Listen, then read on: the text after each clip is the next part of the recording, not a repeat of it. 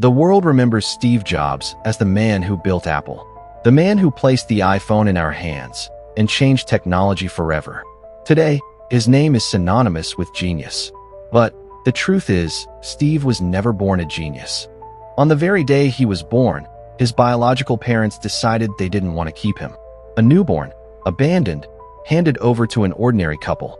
A father who was a mechanic, a mother who was a secretary. No wealth, no bright future, just uncertainty. No one could imagine that this abandoned child would one day create the most valuable company on earth. As a kid, Steve always felt out of place. He later admitted, "I always felt different, like something was missing, like I didn't truly belong anywhere." And that feeling of not belonging became the fuel that drove him forward. He wasn't the smartest kid in class. He wasn't the perfect student, but he had something others didn't: endless curiosity and the stubbornness to see the world differently. Asterisk, this is not just the story of an entrepreneur. This is the story of a boy who started with nothing, who was rejected, humiliated, even fired from his own company, but never stopped. This is the real story of Steve Jobs. And if you're still watching this, you'll soon understand why his path can be your path too. When Steve grew older, he thought college would give him the answers. So he enrolled at Reed College. But within months, he realized his parents' savings were disappearing and the classes meant nothing to him. So he dropped out. From that moment, life became brutally hard. He had no dorm room, no bed, no money. He slept on the floors of his friends' rooms. He walked 7 miles across town every Sunday night just to get one free meal at the Hare Krishna temple. To survive, he collected empty Coca-Cola bottles just to trade them in for 5 cents each. That money bought him food for the day. Think about it. The man who would one day build a $2 trillion company once lived off spare change and free meals. But in the middle of this chaos, Steve discovered something powerful. He began sneaking into classes that actually inspired him, like calligraphy.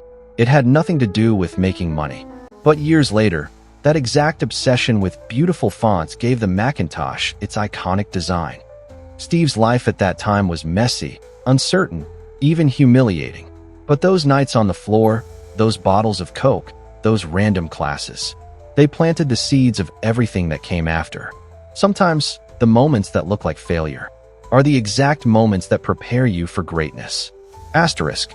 In the middle of his struggles, Steve found someone who would change everything: Steve Wozniak. Woz was a quiet genius, an engineer who could build things most people couldn't even imagine. Together, the two Steves shared one crazy dream: to put the power of computers into the hands of ordinary people. But there was no money, no fancy office, no investors lining up at the door. All they had was a tiny garage at Steve's parents' house. That garage became their universe. Day and night, soldering wires, sketching circuits, building the impossible. In 1976, Apple Computer was born. The first Apple computer didn't look like much, just a wooden box with a keyboard. But it was the start of a revolution. A revolution not about machines, but about giving people freedom. Steve Jobs had no technical skills like Woz, but he had vision. He saw beauty where others saw wires. He saw possibility where others saw limits. And he convinced the world to see what he saw. From a small garage, Apple began its climb. Not with billions of dollars, not with armies of employees, but with 2 young dreamers, a vision, and an unshakable belief that they could change the world. Apple started to grow. From that tiny garage, suddenly there were offices, employees, investors, and products flying off the shelves. Steve, the kid who once collected Coke bottles, was now a millionaire before he turned 25. But success didn't come without problems. Steve was brilliant, but he was also demanding, intense, and sometimes impossible to work with. Meetings turned into battles. Employees admired him and feared him at the same time. And then, the unthinkable happened. The board of directors, the very people Steve had convinced to join Apple, voted to push him out. Yes, Steve Jobs was fired from Apple, from the company he had created in his parents' garage. Imagine that for a moment. You build something from nothing. You sacrifice your youth, your sleep, your sanity. And then one day, they tell you, you don't belong here anymore. Steve later said, "It was devastating, but it was also the best thing that ever happened to me." Because sometimes being thrown out of your own company isn't the end. It's the beginning of something even greater. After being fired, Steve had every reason to give up. Most people would have disappeared, embarrassed, defeated. But Steve, he was just getting started. He founded a new company called Next. It wasn't perfect. It struggled. But the technology they built was so advanced that years later, it became the very core of Apple's future. At the same time, Steve bought a tiny graphics company. No one cared about it, but he saw potential. That company was Pixar. And Pixar went on to create Toy Story, the first 3D animated movie ever. It didn't just make millions, it changed entertainment forever. So let's pause here. The man who was kicked out of Apple created the foundation of modern Apple with Next and reinvented Hollywood with Pixar. This wasn't failure. This was training for his greatest comeback.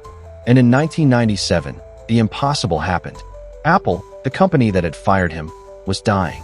And they called Steve back, not as a guest, not as an employee, but as the man to save the company and to save the dream he had started in a garage. When Steve returned to Apple, the company was almost bankrupt. But instead of panic, he brought clarity. Instead of fear, he brought focus. He simplified everything: fewer products, cleaner design, bolder vision. And here's the lesson. When your life feels overwhelming, don't add more. Cut the noise. Focus on what matters. That's how Steve turned Apple from dying to dominating.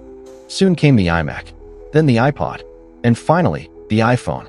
Each product wasn't just technology, it was a statement. A reminder that the future belongs to those who dare to dream bigger than everyone else. Think about it. The same man who once slept on floors and collected Coke bottles was now holding a device that would reshape the entire planet. If that doesn't prove what's possible for you, what does? The lesson is simple. Your past doesn't define you. Your failures don't define you.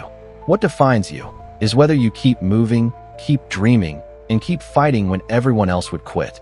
In 2011, Steve Jobs passed away. He was only 56. Billions mourned because the world had lost a visionary. But Steve's life was never about the years he lived. It was about what he did with the years he had. He once said, "Your time is limited, so don't waste it living someone else's life." That's not just advice. That's a warning. Because every day you delay, every dream you put off, is a day you never get back. Steve's journey proves something powerful. You don't need to be born rich. You don't need to be born a genius. You just need courage. The courage to start. The courage to fail. The courage to begin again. So here's the question you need to ask yourself.